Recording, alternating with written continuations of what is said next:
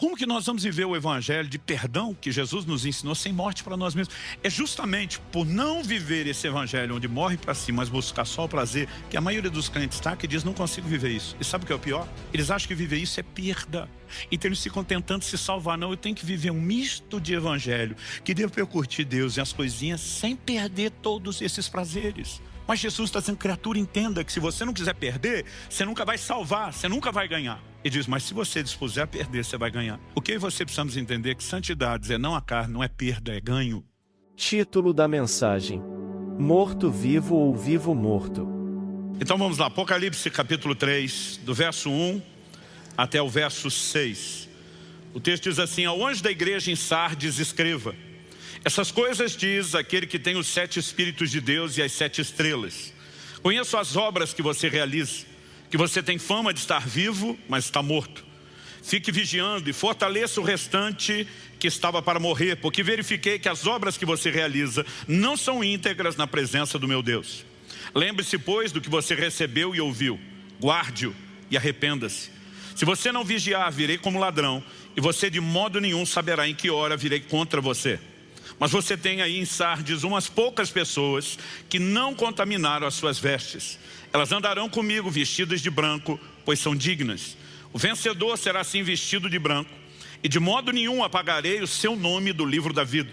Pelo contrário, confessarei o seu nome diante de meu Pai e diante dos seus anjos. Quem tem ouvidos, ouça o que o Espírito diz às igrejas.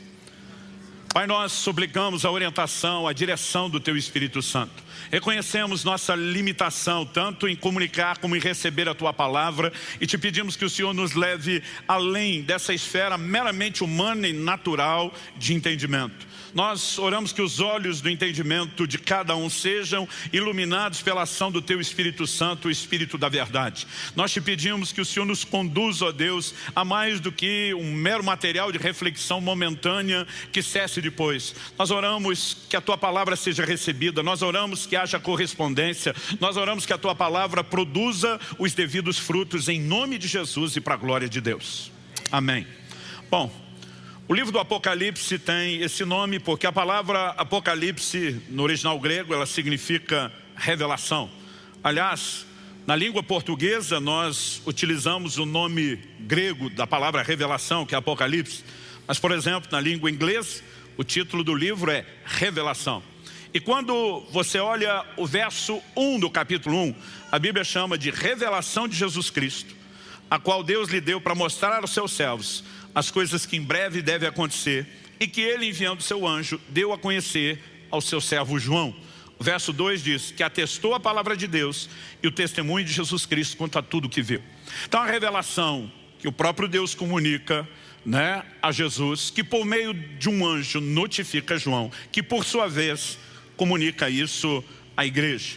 O verso 3 começa dizendo, bem-aventurado aquele que lê e bem-aventurados aqueles que ouvem as palavras da profecia e guardam as coisas nelas escritas, pois o tempo está próximo.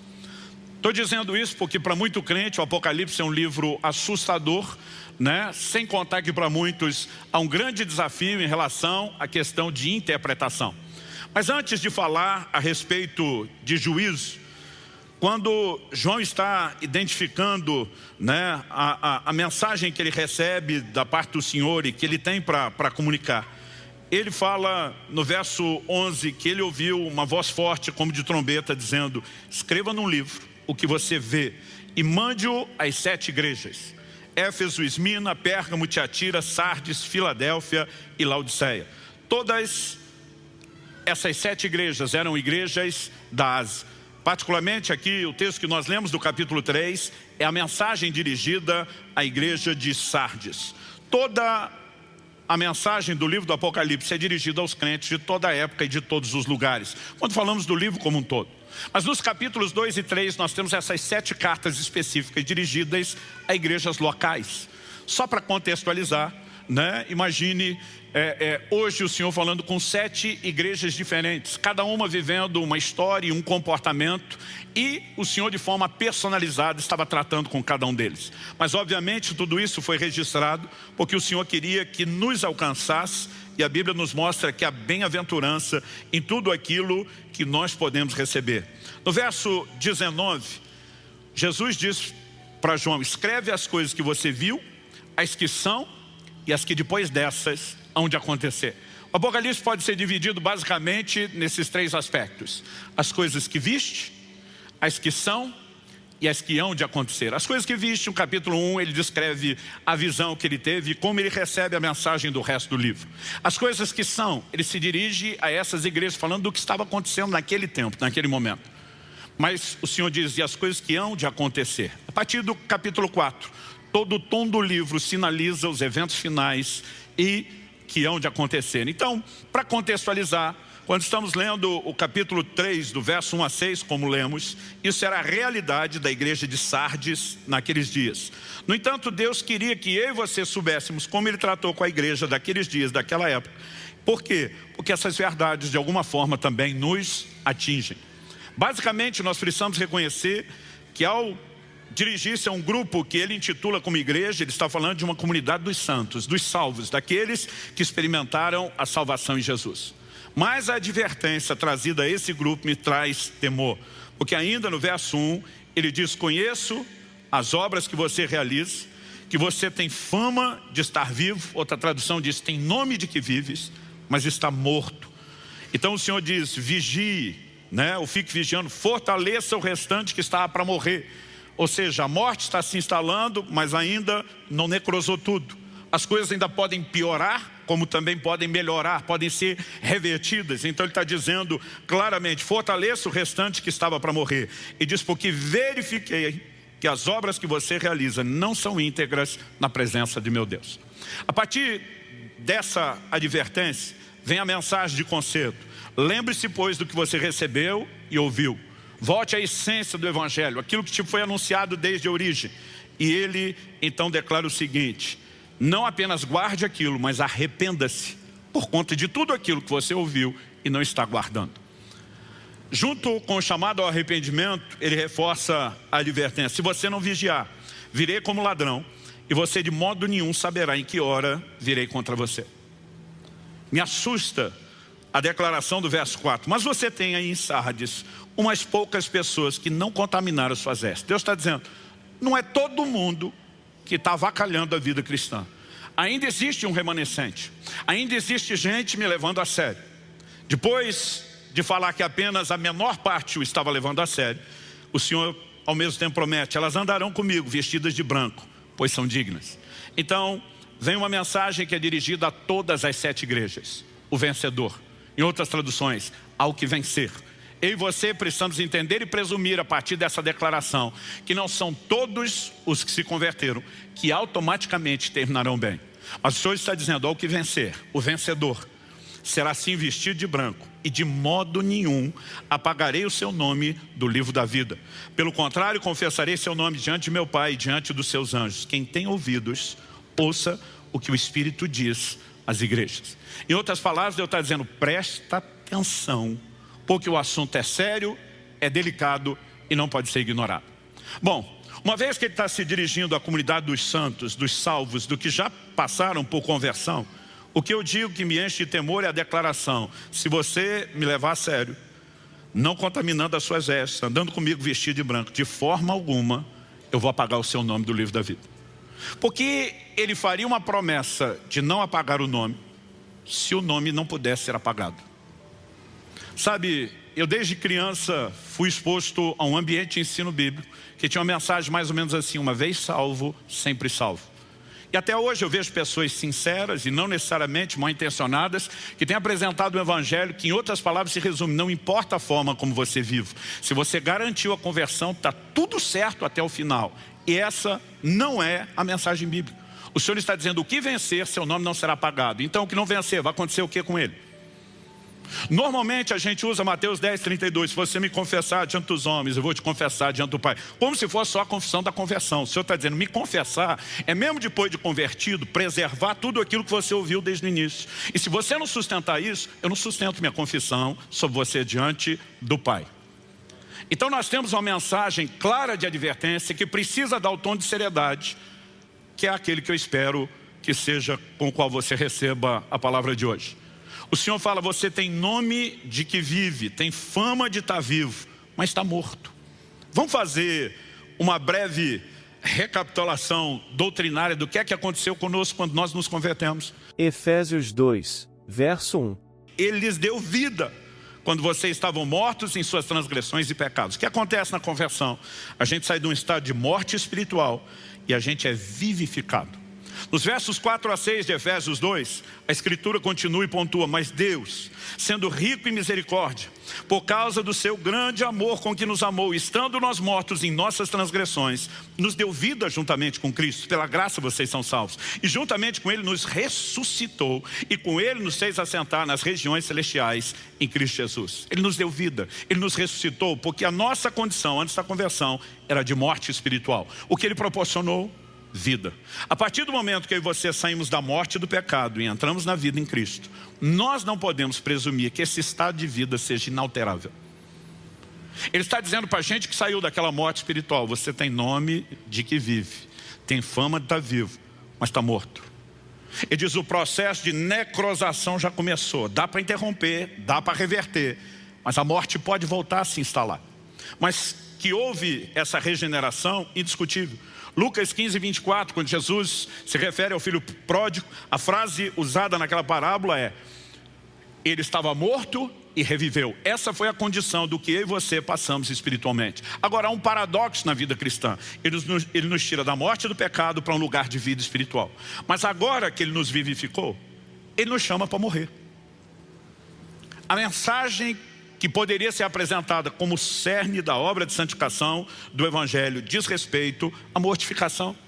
Em Romanos 12, 1, Paulo diz, portanto, irmãos, pelas misericórdias de Deus, peço que ofereçam seu corpo como sacrifício vivo, santo e agradável a Deus. Esse é o culto racional de vocês, que oferecer o corpo como sacrifício vivo. Eu tenho repetido isso aqui, sacrifício vivo é um paradoxo, porque sacrificar é matar. Como é que o sacrifício é vivo? Paulo mata ou não mata? Paulo está dizendo mata, mas não é literal o seu corpo. O que é que eu mato? Em Colossenses 3,5, a Escritura diz, portanto, façam morrer tudo que pertence à natureza terrena. Ele está dizendo, mata o que está dentro do corpo, sua carnalidade, não o corpo.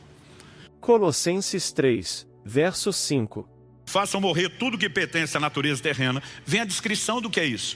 Imoralidade sexual, impureza, paixões, maus desejos e avareza, que é a idolatria. Por causa dessas coisas é que vem a ira de Deus sobre os filhos da desobediência. Vocês também andaram nessas mesmas coisas no passado, quando viviam nelas. Agora, porém, abandonem igualmente todas essas coisas: ira, indignação, maldade, blasfêmia, linguagem obscena no falar. Não mintam uns aos outros, uma vez que vocês se despiram da velha natureza com as suas práticas e se revestiram da nova natureza que se renova para o pleno conhecimento, segundo a imagem daquele que o criou. Na mensagem bíblica, seja aqui em Colossenses, em Efésios 4, 22 a 24, despisse do velho homem, revestisse do novo homem, ou despisse da velha natureza, revestisse da nova. É mudança de comportamento. E nós precisamos entender que isso é apresentado numa perspectiva de que abandonar o velho comportamento é fazer morrer a velha natureza. Então Ele nos tira de um lugar da morte espiritual do pecado, nos vivifica, mas Ele está dizendo, para você permanecer aqui, você tem que fazer morrer o que te manteve no estado de morte. Porque ou você mata a morte, aquilo que te fará morrer, ou ela vai se manifestar em você mesmo depois de uma experiência de conversão. Quando eu olho para o ensino do Novo Testamento, fica claro para mim que mesmo tendo recebido uma nova vida, é nossa responsabilidade decidir se nós vamos permanecer na nova realidade, na nova natureza, na nova criação ou na velha. Em Romanos 8,13 a Bíblia diz, porque se vocês viverem segundo a carne, caminharão para a morte. Mas se pelo Espírito mortificarem os feitos do corpo, certamente viverão. Então o paradoxo da vida cristã é Deus nos tira de um estado de morte, manifesta em nós vida. Ele diz, mas para que a vida funcione, você tem que continuar morrendo porque te matava. Senão a vida deixa de operar em você. Quando nós olhamos para a essência da obra da santificação, que é o desenvolvimento da salvação, nós precisamos reconhecer que a mortificação, da carne, o domínio próprio, a subjugação da velha natureza é a essência da continuidade do processo que iniciou-se na conversão. E quando a gente olha por essa perspectiva, algo que nós precisamos entender, e eu quero usar aqui a declaração de um camarada chamado Richard Sibes, e diz: o cristão é uma pessoa estranha. ele está tanto morto como vivo, né? E a partir disso, eu e você precisamos entender o seguinte: quando falamos do cristão, ele saiu da morte espiritual, foi regenerado, mas ele é chamado para morrer para aquilo que antes o matava. Agora, a Bíblia mostra que essa pessoa que foi vivificada, ela pode permitir que a morte se instale novamente. Dito isso, o tema da minha mensagem é uma pergunta: morto-vivo ou vivo-morto? O que é que você quer ser? Há um cristão que morre para si mesmo, mas ele experimenta a vida de Deus. Eu vou chamá-lo de morto-vivo. Mas a Bíblia fala de pessoas que vivem ou têm nome de que vivem, mas estão mortas. Esse eu vou chamar de vivo-morto.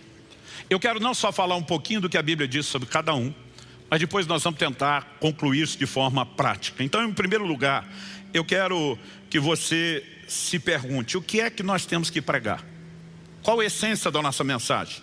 Outro dia vi alguém falando: minha mensagem é de vida, não é de morte. Eu digo: impossível você pregar vida sem pregar morte. Em primeiro lugar, você tem que levar a pessoa a reconhecer o estado de morte, porque ela precisa da vida de Deus. Segundo, para que ela permaneça na vida de Deus, ela tem que viver morrendo para si. Porque se ela decidir viver para si, ela vai morrer para Deus novamente. Então não é um ou outro, são os dois. Agora, a questão é entender o processo. O que se busca primeiro e o que é que isso desata. Então eu gosto de dizer que eu prego morte para levar a vida. Enquanto eu vejo, infelizmente, alguns por aí pregando um tipo de vida que está levando muitos à morte. Vamos pontuar as coisas com clareza. Quando falamos do morto-vivo, aquele que escolhe morrer para viver, algumas verdades não podem ser ignoradas, dizem respeito à essência do evangelho apresentado por Jesus. Marcos 8, verso 34. Então, convocando a multidão e juntamente seus discípulos, Jesus lhes disse: se alguém quer vir após mim, negue-se a si mesmo, tome a sua cruz e siga-me. Bom, negar-se a si mesmo não é uma frase difícil de entender. Mas o que significa tome a sua cruz e siga-me? Ao longo de toda a minha caminhada cristã, eu tenho visto os cristãos dar todo tipo de interpretação para tomar a cruz. Para alguns, tomar a cruz é ter que lidar com algum problema. E já vi gente, ainda num tom de humor, me apresentando a sogra, dizendo: pastor, eis aqui minha cruz. Né? Como se de alguma forma a gente pudesse falar que a cruz é algo circunstancial. Para que você entenda o que Jesus falou, você precisa da lente cultural daqueles dias. Jesus morreu numa cruz, porque a crucificação era uma das formas mais comuns de execução praticadas pelo Império Romano. Agora, antes de ser crucificado, a Bíblia diz que Jesus foi obrigado a carregar a sua cruz. Por conta de todo o sofrimento e tortura que lhe foi infligido, ele não conseguiu levar a cruz o caminho todo. E a Bíblia diz que obrigaram certo Simão Cirineu a carregá-lo. Mas por que é que os romanos impunham essa rota da vergonha, do camarada carregar a cruz antes da crucificação? Era uma maneira de admitir publicamente: minha vida está sentenciada, né? Ela terminou, eu estou sendo condenado à morte. Normalmente eram os criminosos que faziam isso. Então carregar a cruz significava admitir publicamente a sentença de morte. Talvez essa mensagem, tome a sua cruz e siga-me, poderia ser entendida em alguns estados dos Estados Unidos, na América do Norte, como: tome a sua cadeira elétrica e siga-me. Tome a sua injeção letal e siga-me. No entanto, não era apenas carregar o meio através do qual se morreria, mas era admitir publicamente que se estava sentenciado à morte. Ou seja, eu e você saímos no estado de morte espiritual do pecado, vivificados por Cristo, com um chamado claro: morrer para nós mesmos. Não existe um evangelho que exclua a cruz de Cristo, que deve ser aplicado em nossas vidas. Eu tenho visto gente dizer: não, Jesus já morreu para que nós não morramos. Eu digo: não é bem desse jeito. Ele sofreu uma condenação que você não precisa sofrer. Mas segundo aos Coríntios 5,14, fala com clareza: o amor de Cristo nos constrange, julgando logo nós isso: se um morreu, logo todos morreram. E os que agora vivem, por causa da morte dele, não devem mais viver para si mesmos, mas para aquele que por eles morreu e ressuscitou. Então Jesus está dizendo: você tem que negar-se a si mesmo. Ou seja, não existe um evangelho onde você simplesmente vive para você da forma como você quer. Se não há autonegação, se não há cruz, não é o evangelho. Mas olha o que Jesus diz na sequência, é isso que me deixa um pouquinho mais preocupado quando nós não entendemos isso e queremos viver de forma contrária. E diz: pois quem quiser salvar a sua vida, perderá. E quem perder a vida por minha causa e por causa do evangelho, esse a salvará. Honestamente, eu levei tempo para entender esse versículo. Ele me parecia uma contradição, porque a gente pensa em perder e salvar a vida sempre no sentido espiritual. Aí eu imaginava Jesus dizendo, peraí, quem quer salvar a sua vida, vai buscar salvação, perde. E que quem quer perder, está esculhambando, esse salva. Eu dizia, tem alguma coisa errada. Mas Jesus não está falando de perder ou salvar no sentido espiritual. Ele acabou de falar sobre você negar-se a si mesmo, tomar a cruz, admitir morte. Aí ele está dizendo, quem quer salvar a sua vida, quem quer escapar da cruz, quem quer fugir de um evangelho que significa autonegação, morte para si mesmo, vai dar ruim, ele no final é que vai acabar perdendo. Mas aquele que se dispõe a perder e aceita a cruz, esse vai salvar. Porque é aqui que a vida de Deus se manifesta. Quem está entendendo? Jesus fala a mesma coisa usando uma outra ilustração. João 12, verso 24. Jesus diz, em verdade eu lhes digo, se o grão de trigo caindo na terra não morrer, fica ele só. Mas se morrer, produz muito fruto. O que Jesus está falando aqui, Paulo explica em 1 Coríntios 15:36, ele diz, o que você semeia não nasce primeiro, não morrer, é vida que nasce da morte. Mas depois de Jesus falar que se o grão de trigo não morrer, fica só, mas se morrer é que vem a manifestação da vida, ele diz no verso 25 de João 12, quem ama a sua vida, perde-a. Mas aquele que odeia ou aborrece sua vida nesse mundo, irá preservá-la para a vida eterna. Aqui Jesus está falando a mesma coisa do Evangelho de Marcos. Mas ele fala, a disposição de perder aqui, garante ganhar por toda a eternidade. Ou seja, ele está falando sobre a vida que nasce da morte, de se tentar salvar e não quiser morrer, vai perder. Mas se dispuser a morrer, vai salvar, vai ganhar com isso. E esse foi o Evangelho apresentado e proposto por Nosso Senhor. Essa foi a mensagem que os apóstolos nos pregaram. Gálatas 2, 19. Paulo dizendo, porque eu, mediante a própria lei, morri para a lei, a fim de viver para Deus. Estou crucificado com Cristo. Logo já não sou eu quem vive, mas Cristo vive em mim. E esse viver que agora tenho na carne, vivo pela fé no Filho de Deus, que me amou e se entregou por mim. Estou crucificado com Cristo. E diz aquilo que Cristo falou sobre tomar a cruz. E diz, eu admiti isso, eu decidi viver isso. Ele não está falando apenas da identificação na obra realizada, mas ele fala sobre um estilo de vida. A forma como agora vamos viver o Evangelho significa que eu e você precisamos não só nos apropriar de uma morte substitutiva que nos poupa de morrer, mas que nos permite morrer com Ele. Não no sentido da morte espiritual que nós merecíamos, mas justamente morrer para aquilo que nos matava, para preservar a vida que Ele tem nos oferecido. Quem está entendendo? Quando olhamos para a Escritura, o princípio de morrer para viver é muito claro. Quando eu considero esse paradoxo, olha o que... 2 Coríntios 4, verso 10. Ele diz assim, levamos sempre no corpo o morrer de Jesus, para que também a vida dele se manifeste em nosso corpo. Ele não está falando de uma morte literal, mas ele está dizendo, nós precisamos trazer o morrer de Jesus para a vida dele se manifestar em nós. Aí ele continua, ele diz assim, porque nós que vivemos, somos sempre entregues à morte por causa de Jesus, para que também a vida de Jesus se manifeste em nossa carne mortal. Sempre entregue à morte, ele não está falando da morte física, porque essa não dá para ser entregue a ela sempre.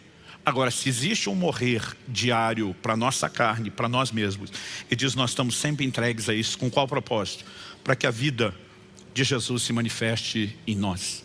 Não existe como eu e você possamos de fato viver a plenitude do que Deus tem para nós, com o pacote completo de vida, sem uma decisão de morrer para nós mesmos. E nós precisamos escolher ser o morto-vivo, aquele que morre para viver. Porque tem muita gente decidindo viver para si mesmo, sem perceber que dessa forma ele está escolhendo morrer, voltar para o lugar de onde saiu. Há uma figura que me chama muita atenção no Velho Testamento, é quando Gideão lidera aquela tropa dos 300 homens escolhidos com os quais Deus o direciona. Ele tem uma estratégia interessante. Todos eles iriam carregar uma espada e um vaso. Dentro do vaso havia uma lâmpada, havia uma tocha. É evidente que ela estava dentro do vaso e ela ficava escondida, e que na hora certa, quando os vasos fossem quebrados, elas iam aparecer de repente na escuridão. Muitos ficam discutindo a razão disso, né? Dizem que na verdade Gideão deu um blefe, porque normalmente eram líderes de tropas que tinham as suas tochas, e que ele vendeu a imagem de que eram 300 tropas e não 300 pessoas. Mas a Bíblia fala de uma intervenção espiritual, não fala de algo que era mero golpe natural. Mas independente dessa visão a ser discutida, eu gosto de pensar nessa figura a lente do que Paulo nos ensina em 2 Coríntios. No mesmo capítulo 4, agora há pouco eu li os versos 10 e 11 para falar do morrer de Jesus no nosso corpo, se manifestando para que a vida dele apareça. No verso 7 de 2 Coríntios 4, um pouquinho antes, Paulo diz assim: temos, porém, esse tesouro em vasos de barro, para que se veja que a excelência do poder provém de Deus e não de nós. A Bíblia fala de nós como um vaso de barro. A excelência é o que está dentro, é a vida de Deus. E a única forma dessa vida se manifestar é quando nós quebramos o vaso. Há uma vida de quebrantamento, há uma vida de autonegação, há uma vida de morte para si mesmo, que ela não pode ser ignorada. O Evangelho nos proporciona bênçãos? Sim. Deus tem um pacote desde a criação que apresenta para o homem deleites que Ele quer que a gente usufrua? Sim, eu não estou tentando negar isso. Mas de alguma forma o Evangelho moderno tem se tornado cada vez mais antropocêntrico, colocando o homem no centro de tudo. Ele tem vivido para proclamar uma mensagem de deleite. É quase como se a essência de viver aqui com Cristo é que a gente seja abençoado e tenha tudo para se divertir, menos o próprio Deus. Então eu não quero ir de forma alguma a extremos e dizer que Deus não quer te abençoar em questões naturais. Mas eu gostaria de dar um tom nesse início de ano, de que há algo muito mais sublime, de que há algo muito mais elevado para que se busque, do que só as bênçãos naturais e terrenas. Paulo disse, é só para essa vida que nós esperamos em Cristo. Nós somos de todos os homens os mais dignos de lástima. Há algo maior e mais sublime do que tudo aquilo que Ele pode fazer numa esfera natural. Então não estou negando que Ele pode te fazer prosperar financeiramente, que Ele pode interferir na sua casa, que Ele pode te dar saúde, nada disso. Mas gente, nós precisamos pensar no Evangelho que proporciona mais do que isso. Quando Deus criou o homem lá no início, no Éden, o homem ainda não pecou, pressupõe-se, portanto, que ele está experimentando Deus na sua plenitude. E ainda que ele tenha livre acesso à presença de Deus, de alguma forma Deus disse, eu quero que você tenha outros tipos de alegrias e deleites. Então a Bíblia diz que Deus fez todo tipo de árvore frutífera, dizendo, você pode comer de tudo, menos dessa. Havia restrição para uma única, porque aquela única tinha restrição, porque Deus disse, se você tentar avançar esse limite proibido, você vai tentar entrar num nível de prazer que vai comprometer o que você tem comigo. Então, eu permito que você tenha outros prazeres desde que eles não concorram comigo. Deus não se limitou apenas à comida. A Bíblia diz que Deus olha para um homem sozinho e diz, quero que você tenha companhia, que você tenha alegrias no nível da sua alma e não só no plano espiritual. E a Bíblia diz que Deus decidiu fazer a mulher para o homem. Existe deleite nesse relacionamento, que não é só emocional, também é físico. E não existe absolutamente nada de errado quando usufruímos esses deleites. Seja comida, seja o relacionamento íntimo do casal. Mas Deus foi muito claro quando decidiu visitar o casal todo dia, dizendo, mas eu não quero que vocês deixem de desfrutar a minha presença. De alguma forma, nós estamos sendo expostos a um evangelho que exalta todos os outros deleites e cada vez menos diminui o deleite da presença de Deus, que só pode ser vivida quando decidimos negar algumas coisas que não são nem proibidas, que são até mesmo listas e permitidas, mas a gente toma uma decisão, não vou viver só disso, porque tem algo maior. Quem está entendendo? Bom, dito isso, eu quero falar daqueles que estão não no quadro do morto-vivo, mas estão vivendo como vivo-morto. Quando o Senhor diz, você tem nome de que vive, mas está morto, Ele está dizendo, dá para fazer pose, dá para ter um comportamento como se você fosse um crente sadio, sem na verdade ser. E quando Deus fala a respeito desse comportamento na vida desse povo da igreja de Sardes, algumas coisas que nós precisamos reconhecer. Verifiquei que as obras que você realiza não são íntegras na presença de meu Deus. E diz, lembra do que você recebeu, ouviu e guarde. Significa que eles não estavam guardando aquilo que tinham ouvido desde o início. Você começa a ver no próprio comportamento a denúncia do que significa aquela morte se instalando. E diz, se você não vigiar, eu venho contra você. E aí quando ele diz, principalmente no verso 5, de algumas poucas pessoas que não contaminaram as suas vestes, pressupõe-se que a maior parte das pessoas da igreja já estavam vivendo o evangelho comprometido. Já haviam se contaminado. Então nós precisamos entender que de alguma forma essas pessoas que têm nome de que vivem, mas estão mortas, são pessoas que começaram a comprometer os valores do evangelho e voltar às práticas pecaminosas que geram morte. Então, apesar de não ter comprometido completamente seu estado, já estavam no estado onde a necrose estava avançando, progredindo. Quando eu olho para o Novo Testamento, eu percebo algumas advertências. E honestamente eu acho que isso não tem sido enfatizado o tanto quanto deveria, né? Cada vez menos nós ouvimos mensagens sobre quebrantamento, sobre autonegação, sobre morrer para si mesmo. Quase que o tempo todo o encorajamento é apenas Deus quer que você seja feliz, como se felicidade se resumisse mera e exclusivamente a questões terrenas. Salmo 16:11 diz: na tua presença a plenitude de alegria, a tua destra delícias perpetuamente. Há algo na presença de Deus que bênção nenhuma, mesmo do próprio Deus, vai estar equiparada. Deus está dizendo: eu não tenho problema que você tenha isso, mas nunca perca aquilo que é mais elevado, nunca perca aquilo que é mais sublime, nunca perca aquilo que de fato te preenche e te realiza. Aí você olha para a história e você vê cristãos que não tinham nada, eram perseguidos e viviam profundamente realizados. Hoje em dia você vê crente que tem tudo e vive triste, deprimido, como se o evangelho não fosse bom o suficiente, quando ele não percebe que o foco daquilo que ele está buscando é que está distorcido. Então tem pessoas fazendo escolhas. Vamos para as advertências. Paulo, por 2 vezes, escrevendo a Timóteo, apresenta 2 advertências que merecem a nossa atenção. A primeira delas está na primeira epístola, a segunda que eu vou trazer está na segunda epístola. 1 Timóteo 5, versos 5 e 6. O contexto, ele está falando das viúvas, quais deveriam ser sustentadas pela igreja. Ele está dizendo aquelas que não tinham arrimo de família deveriam ser acolhidas, mas que as que tinham, as famílias deveriam sustentar. É uma orientação pastoral prática. Mas no meio disso vem um comentário. Paulo diz assim: aquela que é viúva de fato, não tem arrimo de família, e diz: e não tem ninguém para cuidar dela, espera em Deus e persevera em súplicas e orações noite e dia. E diz: o comportamento de alguém que está vivendo na dependência de Deus persevera em orações e súplicas noite e dia. Agora olha o que ele diz: entretanto, a que se entrega aos prazeres, mesmo viva, está morta. Ele simplesmente vai dizer: olha, presta atenção na que está se entregando a Deus e na que não, na hora de você fazer a lista de quem a igreja vai cuidar. Mas ele não chama atenção para algo que normalmente a gente não para perceber. Ele fala de uma pessoa que persevera na oração e na súplica, noite e dia, em plena dependência de Deus, porque não tem nada para extrair na dimensão natural de ninguém. Aqui não é nem mais a questão de prazeres, é de sobrevivência. Mas a Bíblia fala de uma outra que se entrega aos prazeres em vez de buscar Deus.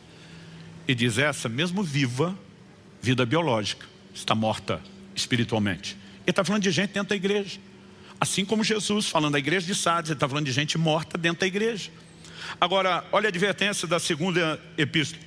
2 Timóteo, capítulo 3, de 1 a 5. Ele diz: mas você precisa saber disso. Nos últimos dias sobrevirão tempos difíceis.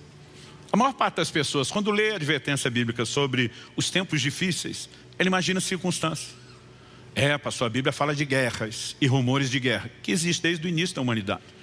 A Bíblia fala de pestes, que existe desde o início da humanidade. Obviamente, Jesus fala no final dos tempos sobre o que é traduzido como o princípio das dores. Isso é uma alusão às dores de parto. Quando está chegando o momento da mulher dar à luz, as contrações começam e elas vão se tornando cada vez mais fortes e com períodos cada vez menores. Pressupõe-se que no tempo do fim as mesmas coisas sempre aconteceram, iam acontecer com mais intensidade e em tempos menores. Mas, se por um lado há esse clara advertência do que vai acontecer no tempo do fim, nós temos hoje capacidade, por conta de todo o desenvolvimento, principalmente da tecnologia, de viver um estilo de vida hoje que é muito melhor do que antigamente. Gente, como é que Paulo viajava a pregar o evangelho? Um nível de locomoção e transporte precário. Não era apenas a falta de conforto. Quando você pensa nos tempos que eles gastavam para se locomover pequenas distâncias. Eu às vezes viro à noite dentro de um avião com 1 ou 2 voos. Eu cruzo, né, o país do norte para o sul e dá tempo de estar num outro evento e outra. Não é só velocidade. Você vem no ar-condicionado, numa boa poltrona, com conforto, né? No meu caso já desenvolvi a arte de dormir sentado, né? E você simplesmente tem hoje uma facilidade de vida que não se tinha antigamente. Wesley, há poucos séculos atrás, viajava no lombo de um cavalo para pregar o evangelho. Nossa vida hoje é muito melhor quando você pensa em termos de estrutura do que antes. Alimentação. A Bíblia diz que Pedro estava com fome, a turma disse, vamos preparar o almoço. Pedro disse, vou orar. Por que vou orar? Porque o almoço não era que nem hoje, gente. Quando a turma dizia, vamos preparar o almoço, vamos matar o animal, esfolar o animal, né? Esquartejar o animal, limpar o animal, temperar o animal, acender o fogo. O processo de tudo era lento. E a quantidade de alimento que eles tinham era limitada. Hoje a gente tem abundância, tem facilidade. O povo antigamente com qualquer gripe morria. Hoje a gente tem um desenvolvimento da tecnologia que a medicina não está oferecendo só solução para enfermidades. Nós estamos podendo prevenir com o estilo de vida saudável, com o entendimento que temos. Ou seja, os tempos difíceis não eram necessariamente as circunstâncias. Olha a ênfase que a Bíblia dá sobre os tempos difíceis. Nós lemos o verso 1, agora vamos continuar, verso 2. Pois, e agora vem a conclusão, os seres humanos serão egoístas, avarentos, orgulhosos, arrogantes, blasfemadores, desobedientes aos pais, ingratos, ímpios, sem afeição natural, implacáveis, caluniadores, sem domínio de si, cruéis, inimigos do bem, traidores, atrevidos, convencidos, preste atenção nessa, mais amigos dos prazeres do que amigos de Deus, tendo forma de piedade, mas negando o poder dela. Fique longe também desses. Pedro dizia a Timóteo, fique longe. Ele está dizendo, ei, não estou falando do ímpio esculhambado no pecado, não. Ele está falando, essas características, todos esses péssimos adjetivos, vai se manifestar em gente dentro da igreja. O que ia ficar pior é o comportamento do ser humano, não necessariamente as circunstâncias. E tudo isso é sempre uma inclinação ao quê? A velha natureza, a carnalidade. E interessante que uma das características dadas aqui é, serão mais amigos dos prazeres do que amigos de Deus. Não significa que todo tipo de prazer seja errado, ilícito ou pecaminoso. Mas essa paixão absurda, essa entrega o tempo todo por aquilo que é prazeroso no nível carnal, tem nos custado mais do que a gente imagina, tem impedido a transformação. Enquanto a humanidade segue avançando, evoluindo num monte de coisa, o comportamento piora. Alguns dizem, não, os bárbaros de antigamente não tinham educação. Nós temos como nunca houve, o comportamento humano segue piorando. Porque o que o homem precisa para viver transformação é morrer para si e viver para Deus. Mas quando o evangelho começa a manter só a aparência de piedade, vamos ter cara de crente, linguajar de crente, mas nega a essência da piedade, que é a morte para si mesmo, a tragédia está estabelecida. Agora, quando você pensa a frase, mais amigos dos prazeres do que de Deus, eu repito o que eu falei antes, Deus não está em momento algum dizendo que nós não podemos ter prazeres. O problema é que quando a pessoa quer estar mais para cá do que para lá. Mais amigos dos prazeres do que de Deus. Então o camarada consegue passar horas maratonando seriado. Mas não é importante tirar horas de oração. Ele consegue passar horas se divertindo, mas não consegue gastar horas na palavra de Deus. É importante unir e festejar, e gente, vai chegando o fim do ano, a gente tem desculpa a comer e comer cada vez mais. Mas a arte bíblica do jejum vem se tornando cada vez mais ignorada e esquecida. Porque nós estamos hoje obcecados por todo tipo de prazer, mas muito pouco obcecados por Deus. E sem o entendimento de que para entrar nesse lugar mais profundo, a necessidade de que você morra não só para aquilo que te mantinha totalmente morto no pecado, mas até para prazeres lícitos. Por exemplo, o apóstolo Paulo escreve em 1 Coríntios 7, ele começa nos primeiros versículos dizendo que o casal cristão deve manter uma vida de intimidade física regular, frequente. Eu sempre brinco que ele está dizendo que tem que ter avivamento nessa área também. Mas quando chega o verso 5, ele diz assim, não vos priveis um ao outro, não se neguem em relação à intimidade, ele diz, a não ser. Aí vem a única exceção. Ele diz, por mútuo consentimento, por um pequeno período de tempo, para vos dedicardes à oração. Ele não está dizendo que para o casal cristão orar não pode ter intimidade. Mas quando ele fala de dedicar, ele está falando, se você quer mergulhar no lugar profundo da oração, às vezes você precisa dar uma pausa nos outros deleites, porque eles te desligam.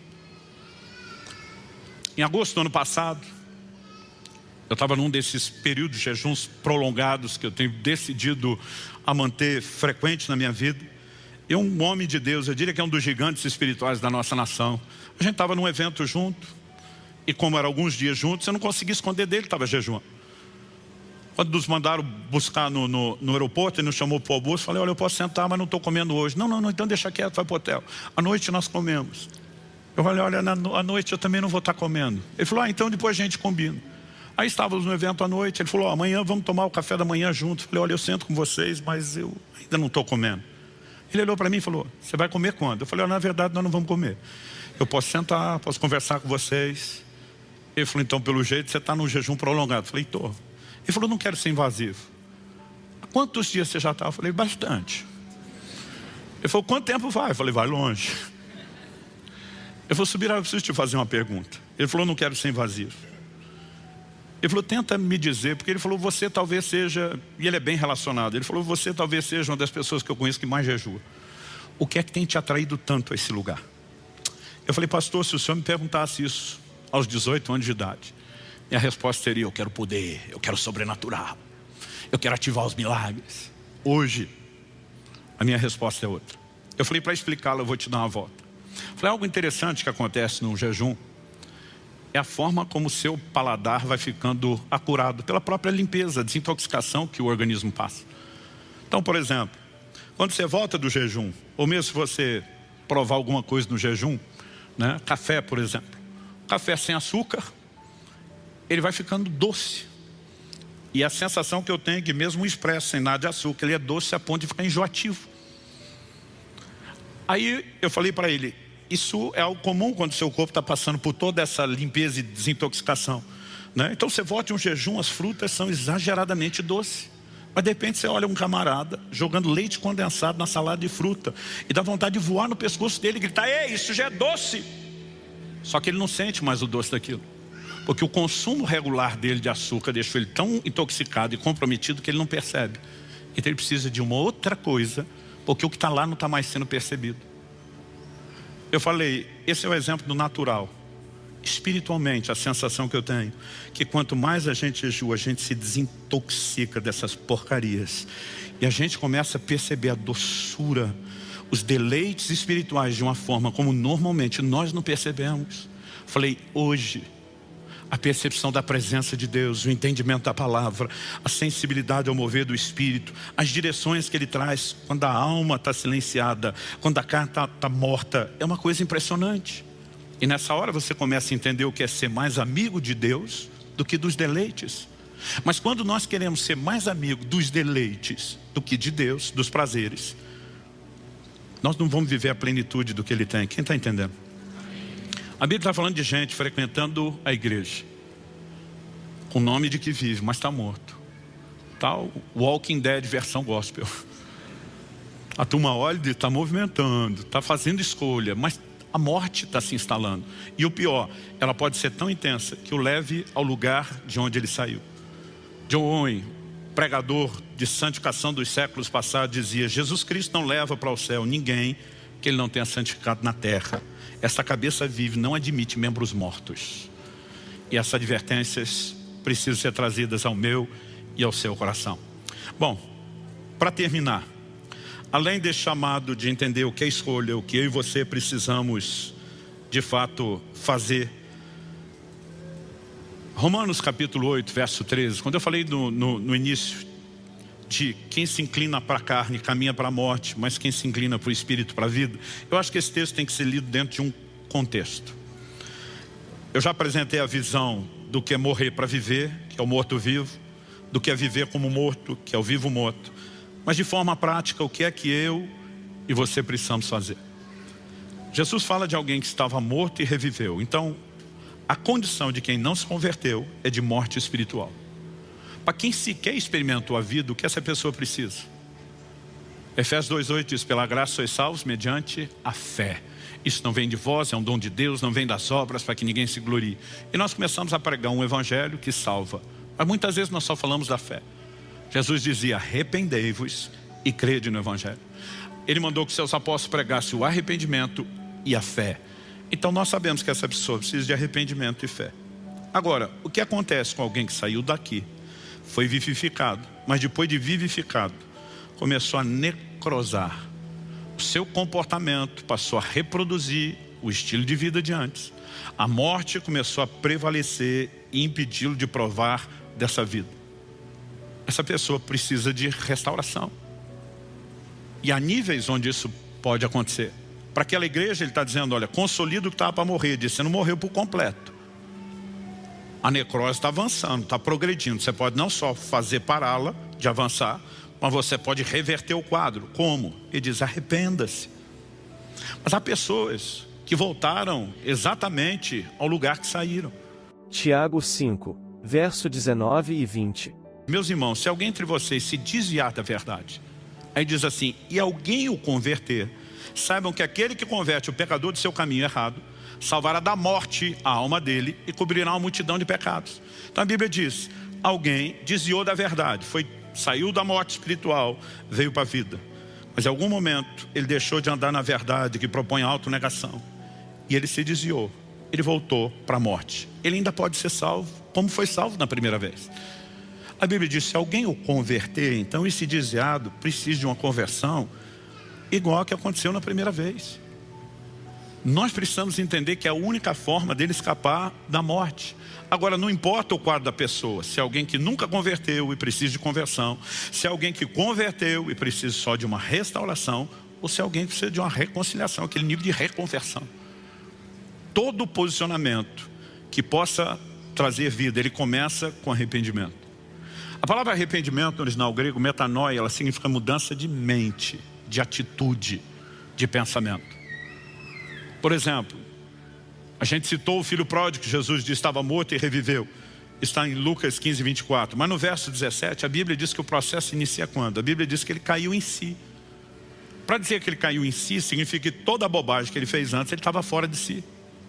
Assim como Pedro, quando negou Jesus, e a Bíblia diz o galo canta, ele lembra a advertência de Jesus. A Bíblia diz que Pedro, caindo em si, chorou amargamente. Significa que ele estava fora de si. É por isso que estava negando o Senhor. Então nós precisamos de uma consciência, reconhecer o nosso estado, então decidir mudar. Eu preciso da mudança, que sozinho eu não vivo, mas que me submetendo a Deus eu posso viver. Não há morte que prevaleça quando eu e você nos inclinamos à vida que Deus disponibiliza. Em Ezequiel 37, a nação está vivendo o pior período da apostasia da sua história. Eles estão dizendo, acabou-se a nossa esperança. É nessa hora que Deus dá uma visão para o profeta Ezequiel. Tem uma mensagem sólida de esperança para comunicar a nação. Deus mostra um vale de ossos secos. Não era só um cemitério. Aqueles ossos estavam todos misturados, espalhados, sequíssimos. Aí Deus pergunta para o profeta, podem esses ossos voltar a viver? E o profeta gentilmente diz para Deus, tu sabes. Tipo assim, me arrisco a falar nada. O Senhor sabe tudo, eu não sei de nada. Mas o que ele está dizendo nas entrelinhas, não boto fé nisso não. Não boto minha mão no fogo por isso. Só como é que isso vai voltar a viver? Mas aí Deus começa a dizer para eles, profetiza sobre os ossos. Começa a dizer, vento que vem dos quatro cantos, sopra sobre esses ossos. E aí nós temos uma cena linda, extraordinária, de como aqueles ossos passam por um processo. Interessante esse processo, eu acho que ele nos ensina muito. A Bíblia diz que cada osso começa a juntar o seu osso, há uma ordem, né? Há uma estrutura, começa a aparecer tendões, ligamentos que vão manter, a carne começa a preenchê-los, a pele se estende, mas a Bíblia diz que depois se levanta um exército poderoso quando a vida é soprada.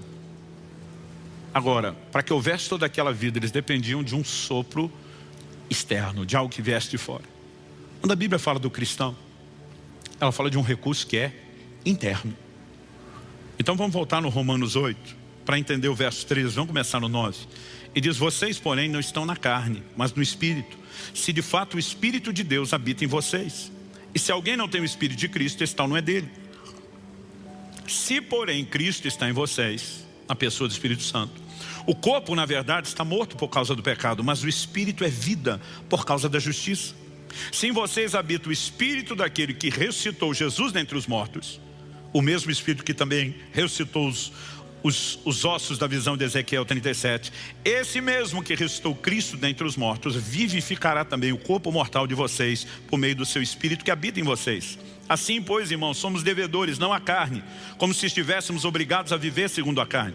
Porque se vocês viverem segundo a carne, caminharão para a morte. Mas se pelo Espírito mortificarem os feitos do corpo, certamente viverão. Há um lugar nessa caminhada da vida espiritual, onde eu e você começamos a nos inclinar ao domínio do Espírito. Não é só o poder do Espírito, não são só os dons, não são só as manifestações, mas a capacidade dele de reinar sobre mim e sobre você. Jesus propôs um evangelho que, se eu e você não entendemos o que é a morte para nós não vamos viver. Como que você vira a face para alguém que te bateu nela? Como que você vira a outra? Eu não consigo imaginar um crente dizendo: nossa, estava esperando o dia inteiro por essa oportunidade de levar um tabefe e expressar o amor de Jesus que espontaneamente brota de mim. Naquele momento você tem que decidir morrer para você. Quando Jesus disse: se obrigar a caminhar uma milha, vá a segunda. Você decide morrer para você. E disse: se alguém quiser tomar a sua capa, entrega junto à túnica. Imagina que a capa é o casaco. Eles só estão querendo levar a parte de cima. Entrega o resto. Como que nós vamos viver o evangelho de perdão que Jesus nos ensinou sem morte para nós mesmos? É justamente por não viver esse evangelho onde morre para si, mas buscar só o prazer, que a maioria dos crentes está que diz: não consigo viver isso. E sabe o que é o pior? Eles acham que viver isso é perda. Então eles ficam tentando se salvar. Não, eu tenho que viver um misto de evangelho, que dê para eu curtir Deus e as coisinhas sem perder todos esses prazeres. Mas Jesus está dizendo: criatura, entenda que se você não quiser perder, você nunca vai salvar, você nunca vai ganhar. E diz: mas se você dispuser a perder, você vai ganhar. O que você precisamos entender é que santidade é não a carne, não é perda, é ganho. O que você precisamos entender é que entrar no lugar de perda não é perda, é ganho. Na cabeça de alguns crentes, perdoar é perder. Eu não vou lutar por aquilo que é justo, eu não vou me vingar, eu vou ser uma pessoa passiva, frouxa, estou perdendo. Não, você está ganhando. E se a mentalidade não mudar, nós jamais vamos viver plenamente a vida que Deus tem para nós. Mas isso é uma escolha. E cada vez que Deus nos chama um exame e diz: tem morte aí, cuida, porque se você não parar essa morte, o resto vai terminar de morrer. Mas ao mesmo tempo vê Ele dizendo: arrependa. Ele está dizendo: não estou te confrontando porque acordei hoje querendo implicar com alguém. Ele está dizendo: eu te amo tanto que eu não quero te perder, e eu vou lutar por você o que for preciso e necessário. Basicamente ele está dizendo: eu não morri para você viver meio evangelho, um evangelho meia boca. Eu me entreguei para que você vivesse o pacote completo. Então você precisa entender a resposta completa para viver as consequências plenas que o evangelho pode proporcionar. Então ele está dizendo: se você está se perdendo, arrependa, arrependa e decida viver da forma correta. Pastor, eu acho que o necrosé inteiro. Se converta novamente e volte-se ao Senhor. Feche seus olhos por um instante. Eu gostaria que nós orássemos juntos.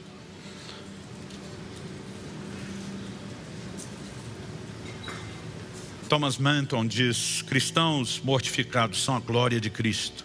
A mensagem da mortificação precisa ser resgatada. Mas eu e você precisamos entender que se busca dia a dia a um lugar de rendição, de entrega, da prática das disciplinas espirituais, onde a gente começa a sabotar a própria carne e dizer: você não vai ter tudo o que quer. Você vai ter aquilo que é lícito, nas devidas doses, sem que você me faça tornar-me mais amigo dos deleites, dos prazeres do que de Deus. Há uma escolha a ser feita. Essa escolha requer posicionamento, requer decisão. Talvez nessa manhã, ao examinar-se, diga: pastor, eu não estou vendo sinais de morte na minha vida. Que pelo menos fique a advertência de que a qualquer hora, se você não cuidar, ela pode começar a se instalar novamente. Mas se você quer ser confessado diante do Pai, se você quer um nome que não seja apagado, você tem que escolher viver vestido de branco. Você tem que escolher não se entregar às impurezas. Você tem que escolher valorizar os verdadeiros deleites que vêm da intimidade com Deus, da comunhão com Deus. Não há nada, nada, nada nesse mundo que se compare a esse lugar.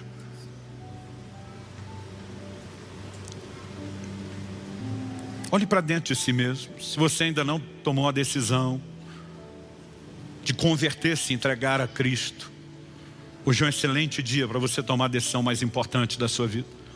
Se você tem se afastado dele, se desviado e precisa reconectar, começar de novo, hoje é um excelente dia para que você tome essa decisão. Mas eu não quero parecer que Deus está oferecendo ajuda somente a esses que não se converteram ou precisam recomeçar. Muitos de nós precisamos avaliar se não há morte sendo instalada em alguns níveis. E precisamos entender que nós podemos fortalecer o que estava para morrer. Nós podemos impedir que o processo avance. Nós podemos mudar isso. E a minha oração é que nesse momento emocional de resoluções do início de ano, você possa decidir talvez viver como nunca antes, mortificação, autonegação, mas entender aonde isso te leva, numa dimensão de prazeres em Deus extraordinários. Não apenas escapar da condenação do inferno, que é o lucro que Deus nos deu, a capacidade de desfrutar de quem Ele é algo maior do que nós temos mensurado ou percebido. Então eu quero que você fale com Deus do seu jeito, da sua maneira, se avalie, se questione. Sabe que há áreas da minha vida onde os prazeres, mesmo os lícitos e não só os ilícitos, estão sendo supervalorizados e ainda assim estão me roubando de algo. Algo do qual eu preciso me arrepender hoje. Pecados com os quais vem me tornando complacente, tolerante, passivo. Enquanto você se avalia e conversa com Deus, eu quero orar por você.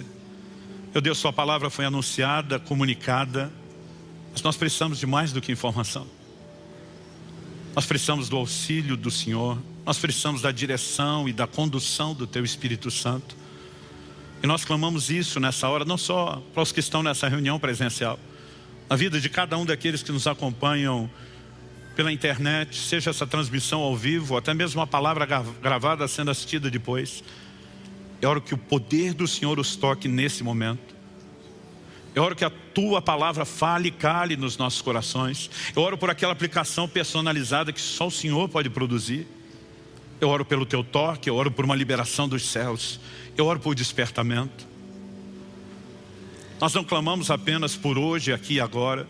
Nós não clamamos apenas pelos efeitos ao longo da semana, enquanto refletimos na mensagem que ouvimos. Pai, nós oramos por um ano de dedicação singular, diferenciada ao Senhor.